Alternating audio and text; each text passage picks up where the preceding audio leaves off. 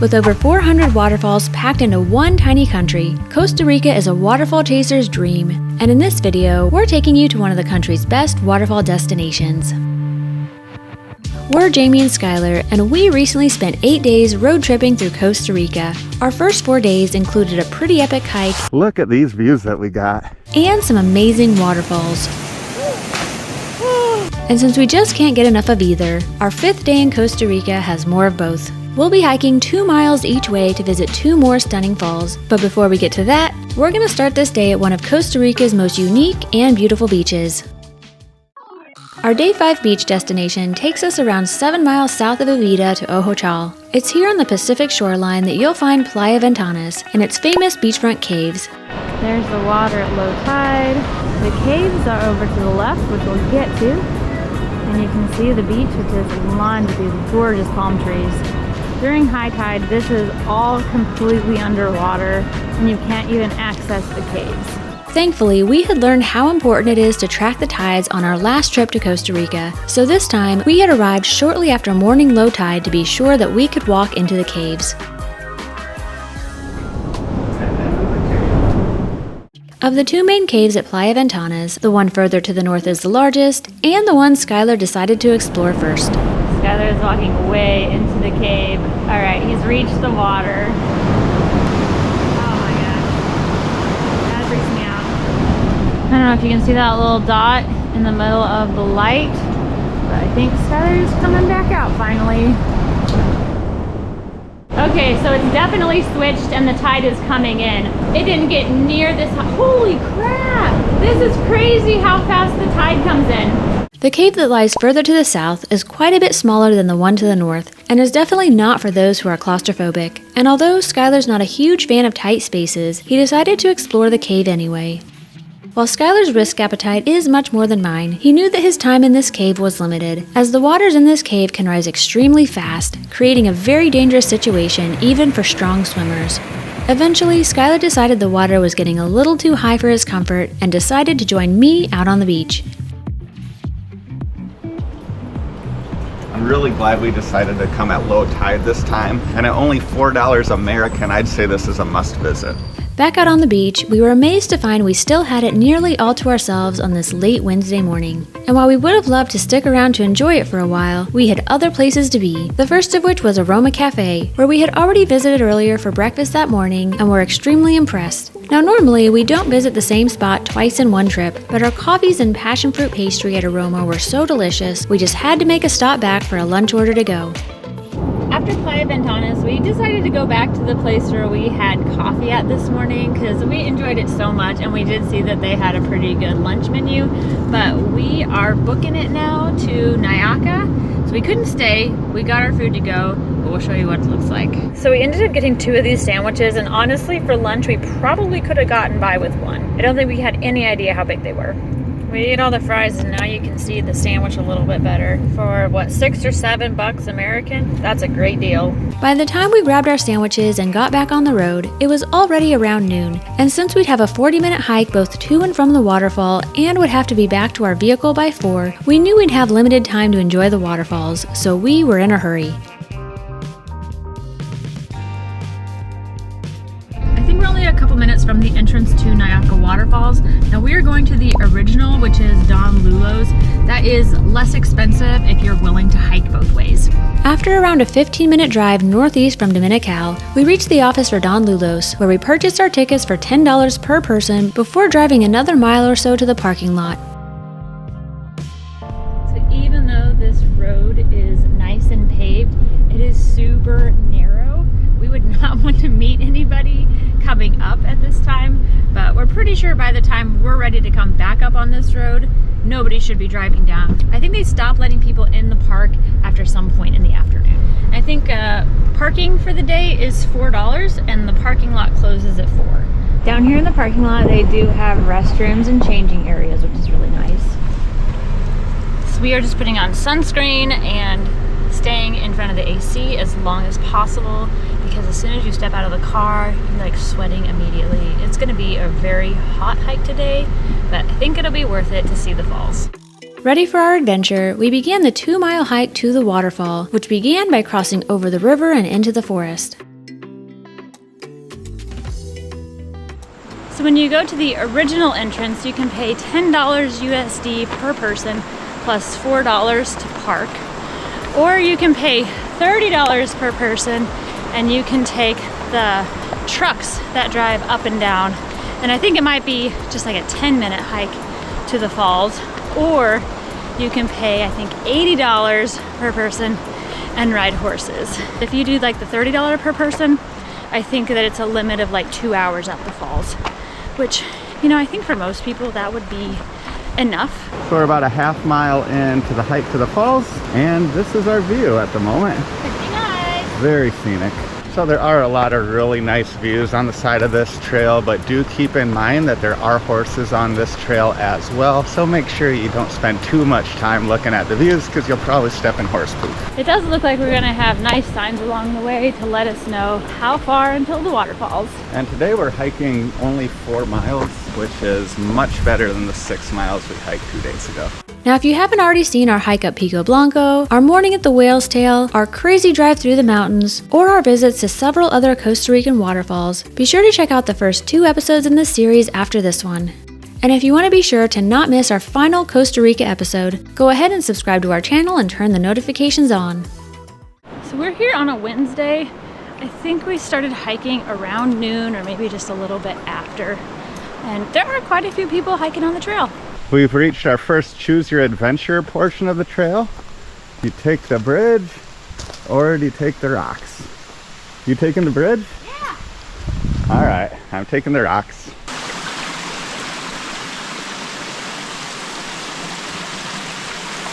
Oh, looks a little slippery over there. Yeah, they were a little slippery. Also, the rock route was longer. So far, the hike has been very pretty. Very green. Again, we are here at the very end of rainy season, so this might be the greenest that it gets. 1 kilometer down, 2 to go.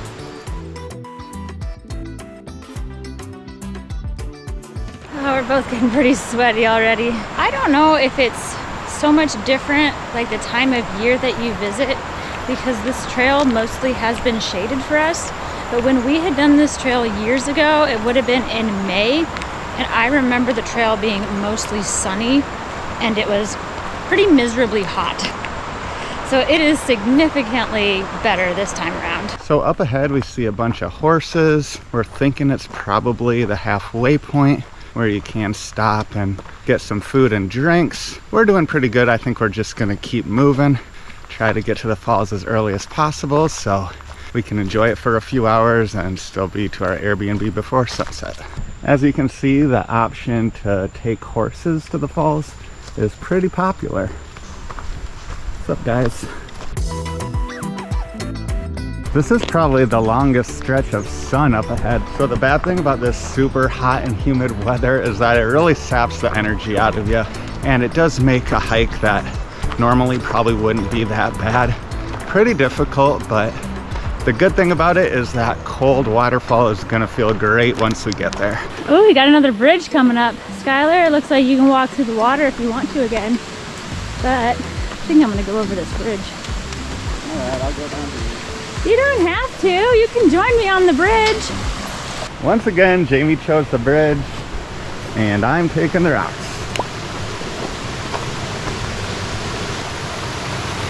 This looks pretty easy.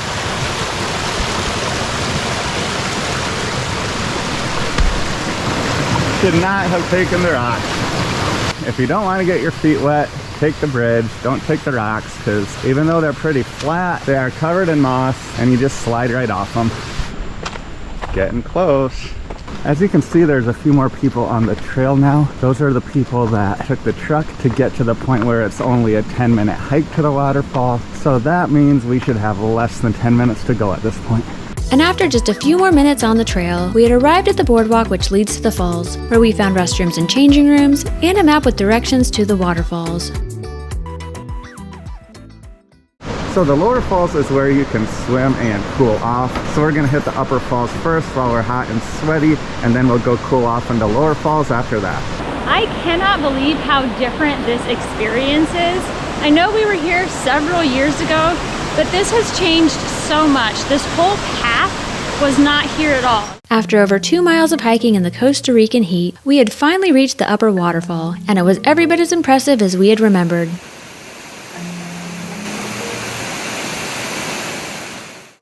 The falls drop more than 170 feet before cascading an additional 85 feet down to the swimming area below. And while there may not be any spots for swimming at the upper falls, the mist from the falls is still a great way to cool down. The people who go to the other entrance, that's where you come out from the other entrance. Now, if you aren't comfortable getting down close to the falls like Skylar, you can still experience the upper falls from this platform, which is far enough away to keep you dry, but still close enough to have an amazing view. So it does look like if you go to the new entrance point, you get to explore the other side of the river and the waterfalls. So you will get a whole other view over there. It would be cool to go to both places. We just left the upper waterfalls, or we're heading to the lower falls. On our hike to the lower waterfall, we ran across these guys, and while we're not quite sure what they are, they did seem to be friendly. We did have to climb down quite a few stairs to get to the lower waterfall, but the bamboo railing made reaching it pretty easy. At around 85 feet high, the lower falls is only about half as tall as the upper falls, but it's still quite impressive. And while the upper falls may not be good for swimming, the lower falls definitely is. And after 4 days of watching Skylar swim in chilly Costa Rican waters, I finally decided to take a swim myself. Oh, she's finally in. Oh my gosh. Look at that view. It took a little bit to get used to this, but it feels really good now. In addition to being an awesome spot for swimming, the lower falls is also a great spot to snap some photos. And since we had these falls almost entirely to ourselves, we took advantage of the opportunity. Now around 3 in the afternoon, it was about time to get going, but first, Skylar had to make an attempt at jumping off the waterfall. Unfortunately, he couldn't find the spot to climb up the falls, so he'd have to wait another day to get in his next jump. So we are on our way back from the falls. It is clouded over quite a bit, so it's a lot nicer walking back. But I think we're a little bit disappointed. Well, I at least know Skylar is. We were too late for the guides to be on the falls. They kind of assist with people getting up on the waterfalls to jump off. They usually have a rope, and also they just kind of show you where to go up. There was still a guide there that would kind of tell us how to get out to the area to jump off, but we had a bit of a language barrier. And I think by the time there was a lot of pointing and going like this. And yeah, he was trying to help us out for sure, but you know, by the time I think you'd figured out what he was actually trying to communicate to us. I still don't know exactly what he was saying. Well, I did swim out to the waterfall. Yeah. But it takes so much energy just to get to the fall because of the current. Because normally, last time we were there that I was able to jump, they had a rope connected to an inner tube that they pulled you out to the waterfall in because there's such a current. So just getting out there was a challenge. I was pretty out of breath by the time I made it to the waterfall, and then looking up and trying to find the spot where you climb up with all that water hitting you in the face. You pretty much can't see anything. So yeah, I tried, but just couldn't find it. I think we were like the last 2 of 3 people out at the waterfall, so they were getting ready to shut down for the day.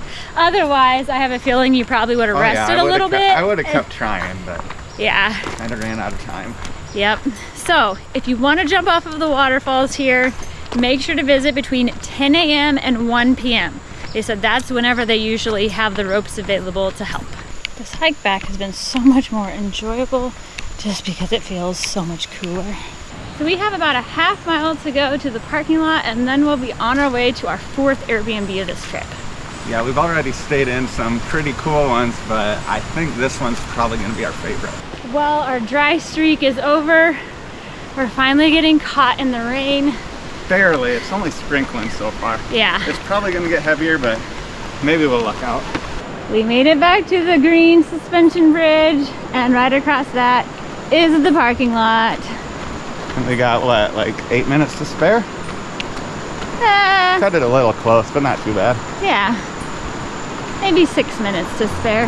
With the sun setting right around 5 p.m., we'd only have about an hour to get to our mountain Airbnb before dark. Thankfully, it was only a few miles away, but we knew the roads there would probably be bad. Plus, we still had to get groceries. Fortunately, this Super Platinio wasn't far out of the way and had everything we'd need for our 2 nights in the mountains. As we expected, the rest of the drive to the Airbnb was pretty, but also a bit sketchy, and we were sure glad to be doing it in the daylight. Now, because the property was a little bit off the grid, our directions were primarily based off of landmarks, which is why we were especially happy to come across this waterfall.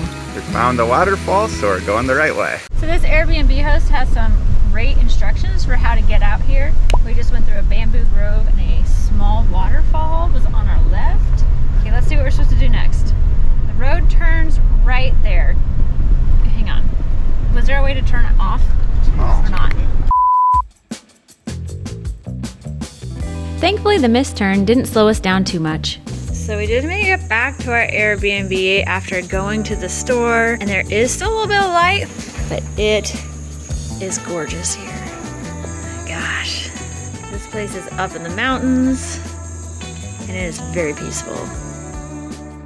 While our 5th day in Costa Rica wasn't short on hiking or waterfalls, our 6th day in Costa Rica had even more of both. And if you want to see that video, or either of the first 2 episodes in this series, go ahead and click here right now. Thanks for watching!